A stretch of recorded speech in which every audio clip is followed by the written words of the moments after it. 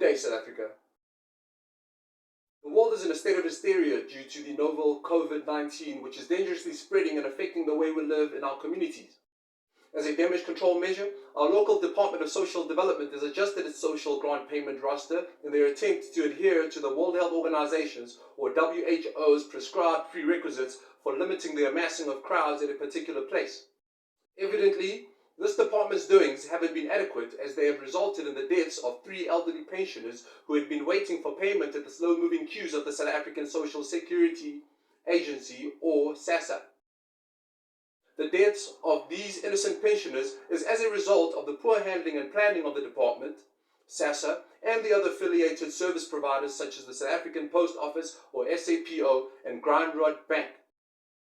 It has already been revealed that the hospitals aren't ready to deal with the expected influx of COVID-19 patients, and now we are seeing an unreadiness of the social department, or rather the social development department, being manifested through these fatalities induced by stampedes at various pay points. Distributing the social grants efficiently around the country should be executed flawlessly by all the service providers in charge after having considered the arising need for the public to stockpile groceries in leveraging the national lockdown. Up to 35 organizations headed by the South African representative of the United Nations Children's Fund, or UNICEF, have already forwarded an appeal to the South African Presidency and the Department of Social Development to increase the children's grant by 500 rands a month for 6 months to help families cushion the blow that the epidemic will deal to them. Entities outside the government are having to suggest helpful interventions, and this is a ramification of the Cabinet not managing to keep the public coffers on a positive balance.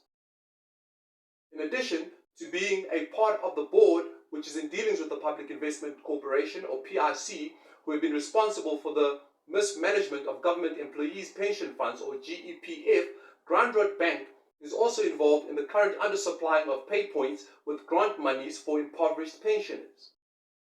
As a grandstanding media hyping effort, the Oppenheimers and the Ruperts reported to be donating R1 billion each to the COVID-19 countering measures.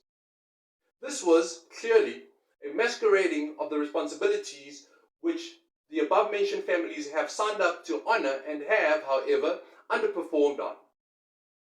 Bound by the Social Assistance Act No. 13 of 2004, Chapter 24A2G, our Social Development Department should ensure that all the grants are duly paid to all the designated recipients without a defecting of the social grants distribution network.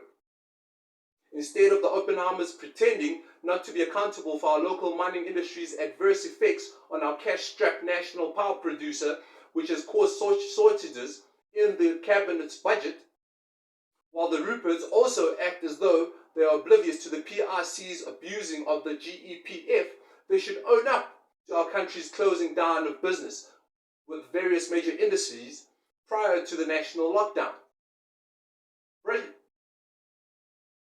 Bridget Masango, an MP and the DA Shadow Minister of Social Development, is demanding orderly behavior from her department, including all its stakeholders. Thank you.